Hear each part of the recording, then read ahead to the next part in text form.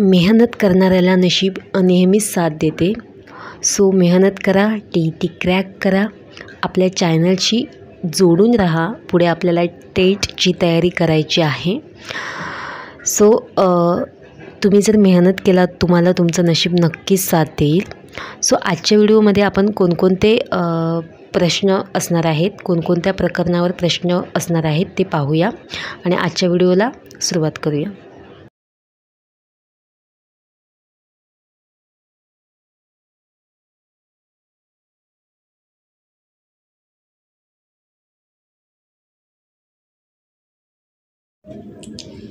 प्रश्न क्रमांक 1. भागवत धर्माचा प्रसार पंजाबमध्ये कोणी केला? आणि योग्य पर्याय आहे पर्याय क्रमांक 2 संत नामदेव. प्रश्न क्रमांक 2. महाराष्ट्राबाहेरील स्त्री संत कोण आहे? योग्य पर्याय आहे पर्याय क्रमांक 4 संत मीराबाई.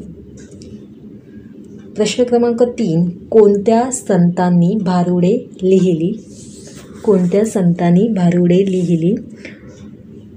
आणि योग्य पर्याय आहे पर्याय क्रमांक 3 संत एकनाथ. प्रश्न क्रमांक 4. कोणत्या संतांची अभंग रचना अभंग छंदात आहे?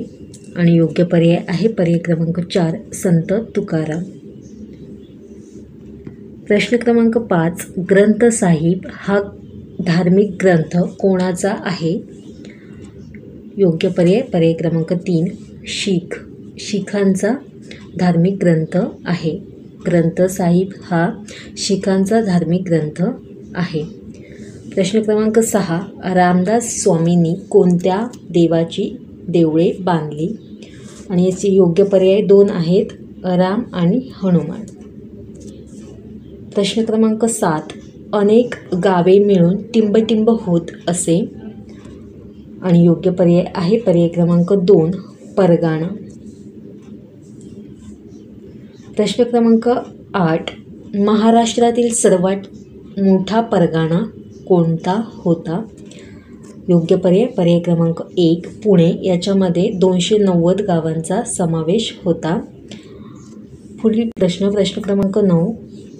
महाराष्ट्रातील सर्वात लहान परगाणा कोणता होता? आणि योग्य पर्याय आहे पर्याय क्रमांक 2 शिरवळ. याच्यामध्ये एकूण 40 गावांचा समावेश होता. पुढील प्रश्न क्रमांक 10. परगाण्याच्या मुख्य ठिकाणास काय म्हणत असत? आणि योग्य पर्याय पर्याय क्रमांक 3 कसबा. प्रश्न क्रमांक 11. शिवरायांचा म्हणजे शिवाजी महाराजांचा जन्म कोणत्या किल्ल्यावर झाला? आणि योग्य पर्याय आहे पर्याय क्रमांक 2 शिवनेरी किल्ल्यावर. प्रश्न क्रमांक 12. शहाजीराजे हे निजामशाहीचे टिंबटिंब एक मातब्बर सरदार होते.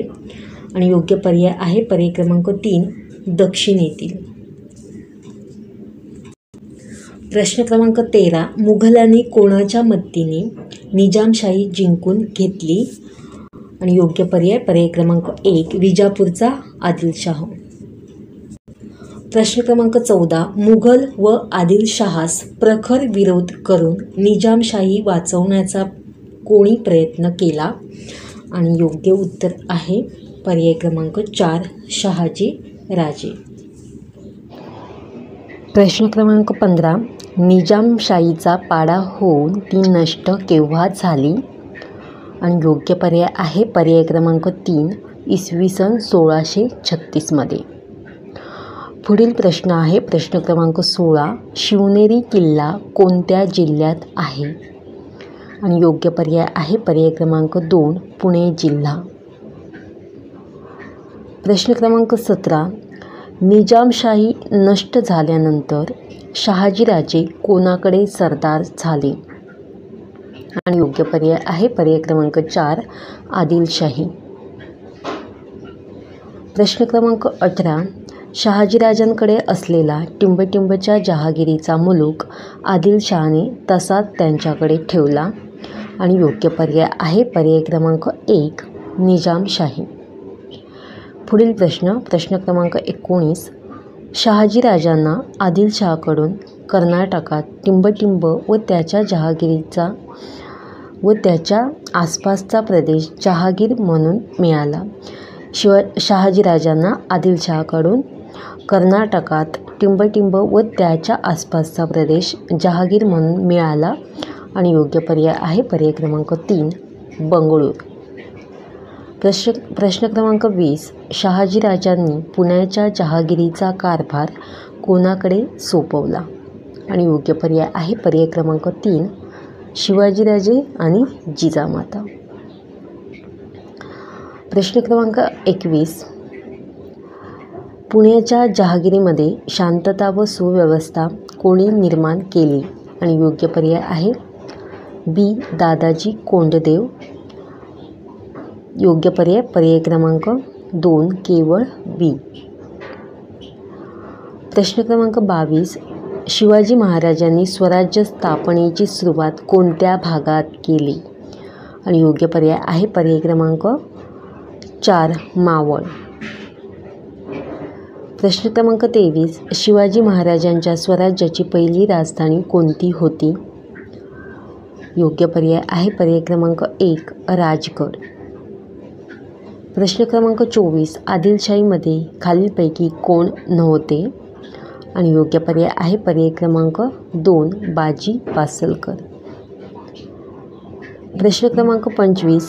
शिवाजी महाराजांनी जावळीवर केव्हा स्वारी करून तो प्रदेश जिंकून घेतला आणि योग्य पर्याय आहे पर्याय क्रमांक 3 इसवी सन 1656 मध्ये.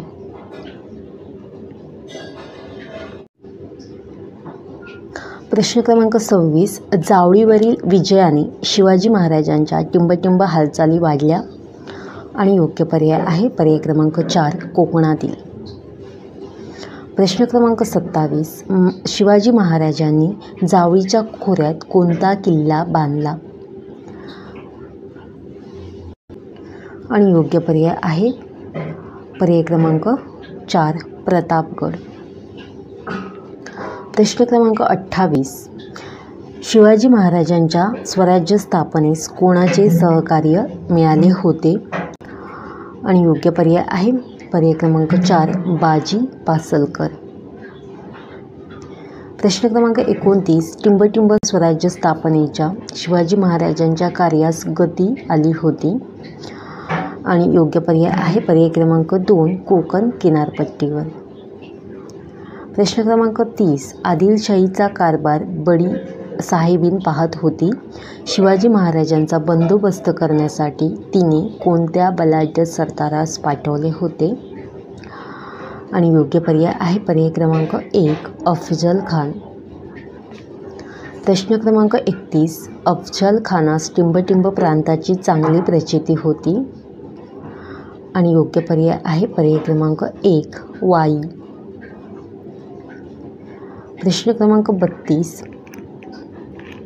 शिवाजी महाराजांनी अफजल खानास ठार मारल्यानंतर आदिलशाहीतील कोणते किल्ले जिंकले आणि योग्य पर्याय आहे पर्याय क्रमांक 4 ABC पन्हाळा, वसंतगड आणि खेळणा.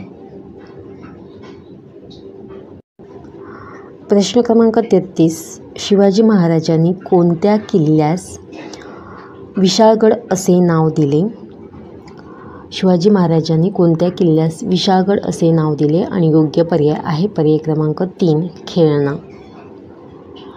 प्रश्न क्रमांक 34. इसवी सन 1660 मध्ये आदिलशहाने शिवाजी महाराजांवर कोणत्या सरदारास चालून जाण्यास सांगितले आणि योग्य पर्याय आहे पर्याय क्रमांक 2 सिद्दी जोहर.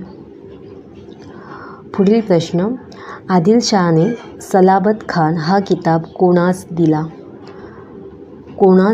होता? आदिलशहाने सलाबत खान हा किताब कोणास दिला होता आणि योग्य पर्याय आहे पर्याय क्रमांक 2 सिद्दी जोहर. प्रश्न क्रमांक 36. पन्हाळ्याहून विशाळगडाकडे जाताना शिवाजी महाराजांनी कोणत्या आदिलशाहीच्या सरदाराचा विरोध मोडून काढला आणि योग्य पर्याय आहे पर्याय क्रमांक 2 बी व सी पालवचे दळवी आणि शृंगारपूरचे सुर्वे. प्रश्न क्रमांक 37, शिवाजी महाराज पन्हाळगडाच्या वेढ्यात अडकले तेव्हा कोणत्या मुघल सरदाराने पुण्यावर स्वारी केली होती? आणि योग्य पर्याय आहे पर्याय क्रमांक 4, शाहिस्तेखान. प्रश्न क्रमांक 38, महाराज पन्हाळ्याच्या वेढ्यात असताना बाहेरून सिद्दी जोहरच्या सैन्यावर कोणी हल्ला करून वेढा उठवण्याचा प्रयत्न केला? आणि योग्य पर्याय आहे पर्याय क्रमांक 1, नेताजी पालकर. प्रश्न क्रमांक 39, कोणत्या मुघल सरदाराने पुणे येथे येताना वाटेतील स्वराज्याच्या प्रदेशात सैनिकांच्या लहान लहान तुकड्या पाठवून तो उद्ध्वस्त केला? आणि योग्य पर्याय आहे पर्याय क्रमांक 2, शाहिस्तेखान. प्रश्न क्रमांक 40, शाहिस्तेखान पुण्यातील टिंबटिंब तळ ठोकून बसला होता? आणि योग्य पर्याय आहे पर्याय क्रमांक 3, लाल महालात. प्रश्न क्रमांक 41, पुण्याला येताना शाहिस्तेखानाने कोणता किल्ला जिंकून घेतला? आणि योग्य पर्याय आहे पर्याय क्रमांक 4, चाकण. प्रश्न क्रमांक 42, टिंबटिंब 2 वर्ष तरी तो पुण्यातील मुक्काम सोडण्यास तयार नव्हता. आणि योग्य पर्याय आहे पर्याय क्रमांक 2, शाहिस्तेखान. प्रश्न क्रमांक 43, 5 एप्रिल 1663 रोजी शिवाजी महाराजांनी टिंबटिंब छापा घातला? आणि योग्य पर्याय आहे पर्याय क्रमांक 1, लाल महालावर. हे सर्व प्रश्न अत्यंत महत्त्वपूर्ण आहेत. सो तुम्ही हे प्रश्न पाठ करून ठेवा. याची PDF फाईल तुम्हाला टेलिग्राम चॅनलवर मिळून जाईल आणि त्याची लिंक मी तुम्हाला डिस्क्रिप्शन बॉक्समध्ये देते. सो पुढील प्रश्न पाहूया. प्रश्न क्रमांक 44, शाहिस्तेखानाची बोटे तो कोठे असताना तुटली? आणि योग्य पर्याय आहे पर्याय क्रमांक 3, पुणे. आणि पुण्यातच हा लाल महाल आहे. पुण्यात लाल महाल आहे आणि पुण्यामध्ये असताना शाहिस्तेखानाची बोटे तुटली. पुढील प्रश्न क्रमांक 45, शाहिस्तेखान पुणे सोडून कोठे गेला? आणि योग्य पर्याय आहे पर्याय क्रमांक 2, औरंगाबाद. प्रश्न क्रमांक 46, शाहिस्तेखान पुण्याहून आल्यानंतर औरंगजेब बादशहाने त्यास कोठे पाठवले? तर योग्य पर्याय आहे पर्याय क्रमांक 1, बंगालच्या सुभ्यावर. बंगाल योग्य पर्याय आहे बंगाल. प्रश्न क्रमांक 47, खालील विधानांमधून असत्य विधान शोधा. प्रश्न क्रमांक 47, खालील विधानांमधून असत्य विधान शोधा. आणि असत्य विधान आहे पर्याय क्रमांक 4, सुरतेचा सुभेदार शिवाजी महाराजांच्या आगमनाची आतुरतेने वाट पाहत होता. हे चुकीचं विधान आहे. तर सुरतेचा जो सुभेदार होता तो शिवाजी महाराजांचा प्रतिकार करू शकलेला नव्हता. आणि सुरत हे मुघलांच्या ताब्यातील एक मोठे बंदर होते. त्याच्यानंतर सुरत येथे इंग्रज, फ्रेंच व डच यांच्या वखारी होत्या. सुरतेमधून महाराजांनी मोठी संपत्ती मिळवली. हे सर्व विधाने योग्य आहेत. प्रश्न क्रमांक 48, खालीलपैकी स्थान लोक यांची योग्य जोडी कोणती? आणि योग्य जोडी आहे पर्याय क्रमांक 1, वेंगुर्ला डच. प्रश्न क्रमांक 49, जयसिंग आणि दिलेर खान यांनी कोणत्या किल्ल्यास वेढा दिला? आणि योग्य पर्याय आहे पर्याय क्रमांक 3, पुरंदर.